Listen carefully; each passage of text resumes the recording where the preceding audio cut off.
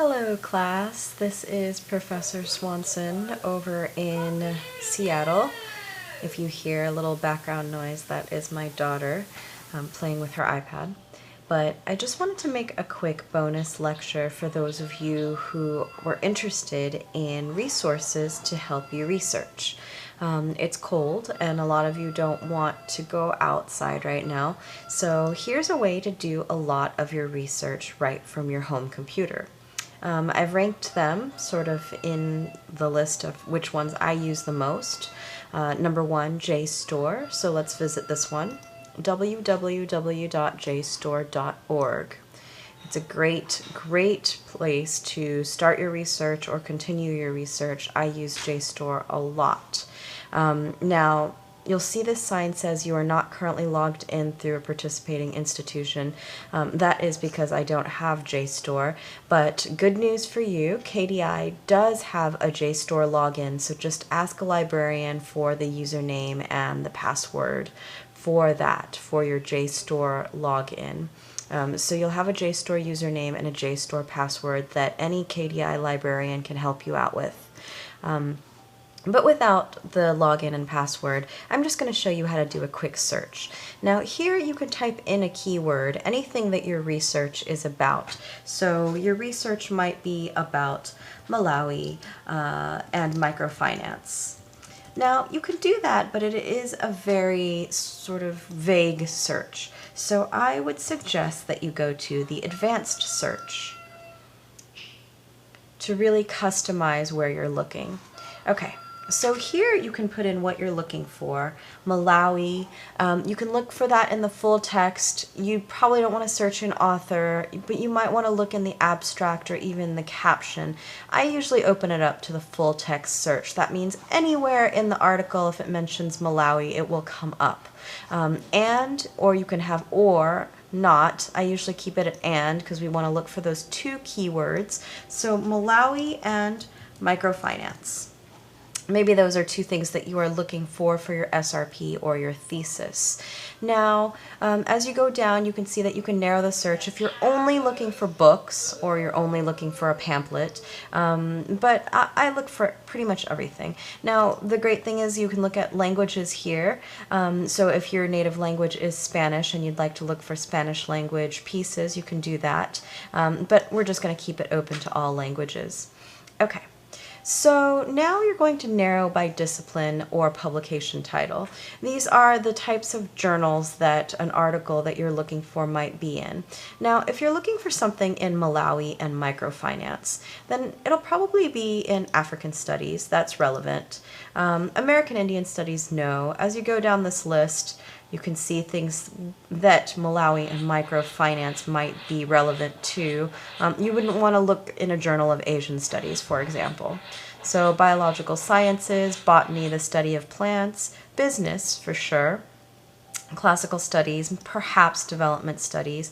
If you click one by accident, it's not a big deal. It just won't show up. For example, if I clicked ecology and evolutionary biology, there probably wouldn't be any titles for Malawi and microfinance, but that's fine. Economics, education might be one. We might look in women's studies to look at women entrepreneurs, if that's your angle. Let's see, folklore, no. Health policy, maybe. Health sciences, perhaps. We probably won't be looking at Irish or Jewish studies or anything like that. Marketing and advertising, Middle Eastern, political science, population studies might be a good one. Public policy and administration is going to be a big one that you're going to all be using. Let's see, statistics, and then zoology, the study of animals, probably not. Okay, so in our advanced search, we click search. And it looks like we have 5 pages that have come back in our search menu. Now here are all the titles arranged by relevance. We can look at the titles by journal, or books, or pamphlets, or we can look at all results, which is where I usually start. Unless you're looking for a very specific book, all results is a good place to start. Okay. So here we have a few titles. Here we can see just from reading the title, Capacity, Constraints, Management, and Effectiveness of Poverty-Oriented Microfinance Institutions in Malawi.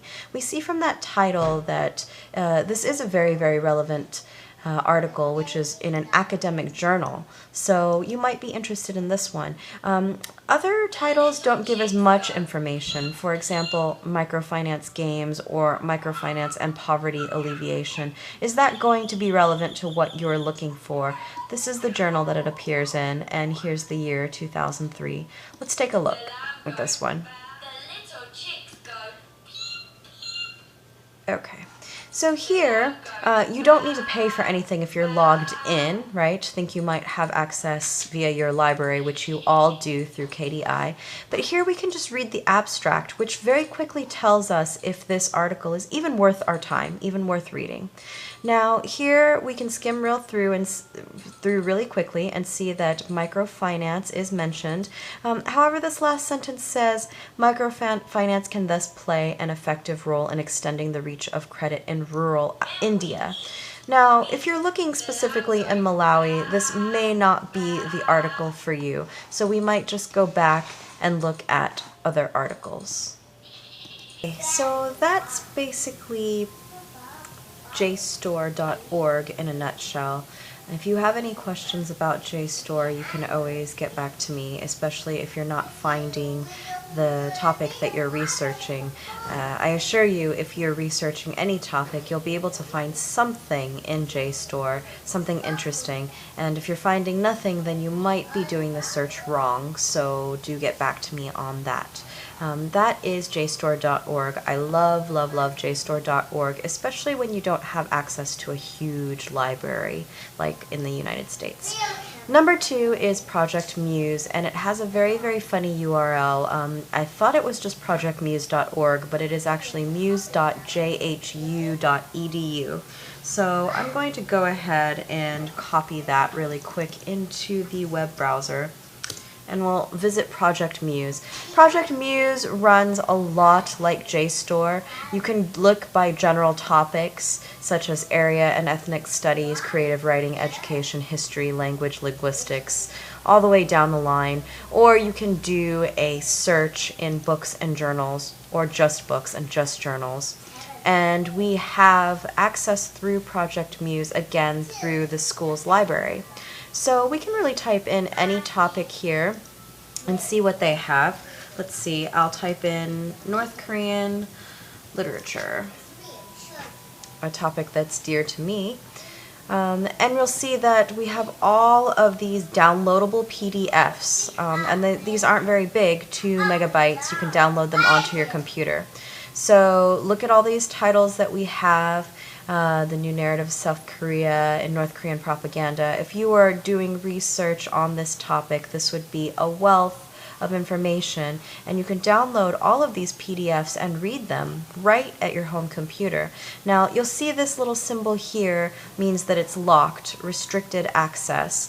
It's only restricted because I'm not logged in. Once you log in with the library's password, username and password, you should be able to just click and download all of these PDFs.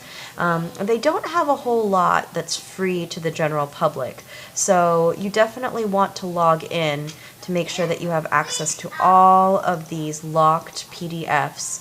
But you'll see that you can look in HTML form. You can get all of these books, not even have to check them out, but just be able to download them right at home. So Project Muse is really great for journals and also books that you want to check out. You'll see here that there's 3,028 different books that you can just take a look at right online. That means you don't have to order them on Amazon.com and wait several weeks. It means that you don't have to go and try to hunt them down at a physical library. You can read them right from home with Project Muse. So Project Muse is another favorite of mine. The third favorite in my list of resources to help you research is gapminder.org. www.gapminder.org. This is a very, very cool site for data. If you're looking for statistics, numbers, Excel spreadsheets about any topic, really, Gapminder is really cool for the world perspective. So here we have the menu bar, and I click on data whenever I want to look up any strange information. You'll see all of these indicators arranged in alphabetical order. Things from UNAIDS, International Labor Organization, we have World Bank facts, OECD facts here, things like adults with HIV percentages, ages 15 through 49. We have unemployment rates percentages broken down by age groups, agricultural land percentage of land area. Depending on what your research is, this might be extremely important information. Here we have infant mortality or child mortality rates, causes of child deaths, and it just goes on and on and on. So it really depends on what you're looking for. I had one student who was doing research on the water system in Uganda. So you might just type in a search like water and see what comes up. We have rural access to water, MDG indicators, and this is under the category of infrastructure. You might have municipal water withdrawal, and that is arranged by country. So if you want to download the Excel spreadsheet, you get the giant list. So let me go ahead and open that up for you. This is the Excel spreadsheet that anybody can download. The great thing about gapminder.org is it is absolutely free. You don't need to go get a login. You can use this anytime. So here the keyword that I looked at was municipal water withdrawal. In other words, how much are these cities or counties or provinces withdrawing in terms of water? And you see that we have all the countries here from Afghanistan down to Congo, Costa Rica, and we have all these numbers arranged by date. Excellent, but at the same time a little hard to read. So if you don't like it arranged that way, there's another way to look at that same data, and I'll show you in a second. Okay, so here we were in municipal water withdrawal. We looked at it by Excel spreadsheet, and that was a little strange, right? So we might try to visualize it this way, and this is the cool thing about Gapminder. It loads a graph for you, which is very, very neat. Graphs by bubbles. It takes a little while if your internet is slow. Now, what are we looking at here? The year is 2007, and they have it arranged on a Y and X axis. The X axis is income per person, GDP capita, and the Y axis is municipal water withdrawal percentage of total. Now, if you're looking at water withdrawal my student was looking in Uganda, so let's go down the list. Here is Uganda. And we have the little blue dot in 2002. You can see the relative size of water withdrawal in Uganda compared to a bigger bubble like China with an enormous water withdrawal, 3,696. Here we have India also, a very, very large bubble for water withdrawal. And all of these little bubbles represent countries. Here's Colombia, here's Panama. So if we wanted to do a cross sort of cultural study between Uganda in terms of water withdrawal and let's say South Korea, we could just go up this list here. We've already checked Uganda, and let's see, South Korea is right here, 2002. So now we can compare these two countries against each other, and we see that they're relatively similar, which was interesting. We might want to throw even the United States into the mix. And we see the United States' relative size in comparison to Uganda and South Korea. Now, the cool thing about gapminder.com is that you can also play, and it will show the growth of these bubbles throughout the years. Now, not just in 2002, but in a moving trajectory from 1970 onwards. So here we see the growth of Uganda's percentage of municipal water withdrawal compared to the United States. It's just a cool way to present data. Now, if this tutorial isn't enough for you, you can always click on the Gapminder World How to Use, and they have a little video here. It's a YouTube video that will teach you all about using this excellent site. Great site for data, especially if you're looking for world data and you don't want to go to all those different sites. OECD, World Bank, International Labor Organization, they're all kind of here already. So you can look all of those up. You can get the numbers off the Excel spreadsheet. Here it's agricultural workers. Let's see what this is. You can click on the magnifying glass and see these crazy numbers and make of them what you will. Okay, so that's Project Muse, Gapminder, and JSTOR. The last research place that I wanted to show you is NewYorkTimes.com or any real newspaper archive. I think a lot of researchers don't pay enough attention to popular media, and if you're writing an article or an SRP or a thesis that needs the popular perspective, the New York Times is a great place, BBC, any of these. But let me show you specifically how to use the archives. Most students think, I'm just going to look on the front page, and if there's nothing related to my topic, then I'm just going to move on. That's not really very smart, right? So let's go to search here and type in a topic.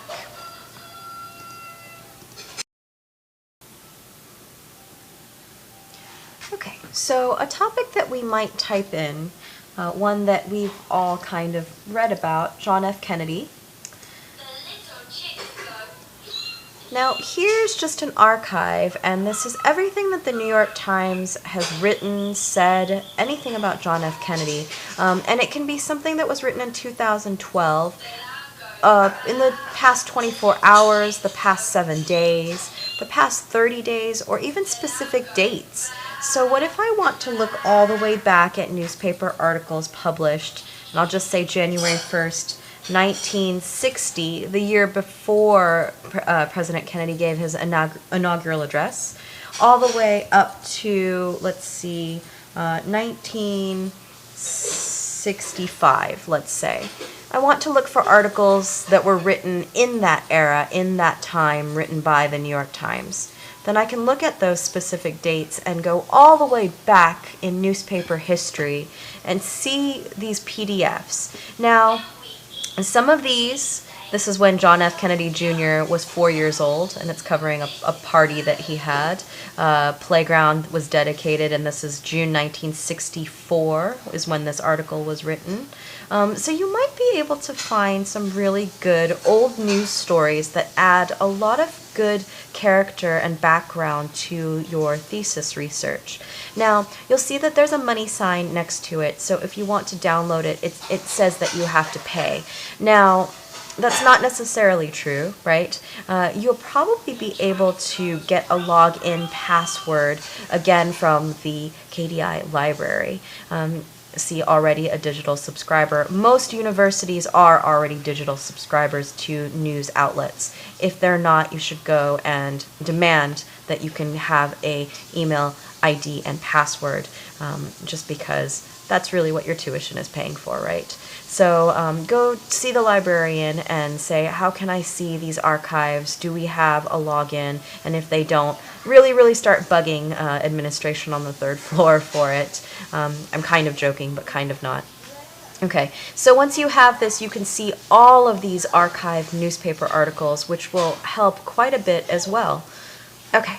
So I hope that is helpful. These are resources, again, to help you do your research, and the great thing about them is that you can take advantage of them and just stay at home in these cold winter months and really still make some major headway on your thesis. So please check out these sites. If you have any problems, please, of course, email me all the time at kdiwriting@gmail.com. All right.